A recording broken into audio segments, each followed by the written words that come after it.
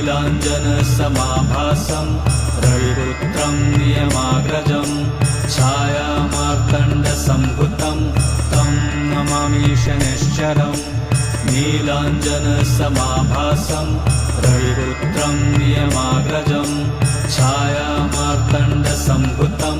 तं नमामि शनैश्चरम् नीलाञ्जनसमाभासं रविपुत्रं नियमाग्रजं छायामार्तण्डसम्भुतं तं नमामि शनैश्चरम् नीलाञ्जनसमाभासं रविपुत्रं नियमाग्रजं छायामार्तण्डसम्भुतं तं नमामि शनैश्चरम् नीलाञ्जनसमाभासं रविपुत्रं नियमाग्रजं छायामार्तण्डसम्भुतं तं नमामि शनैश्चरम्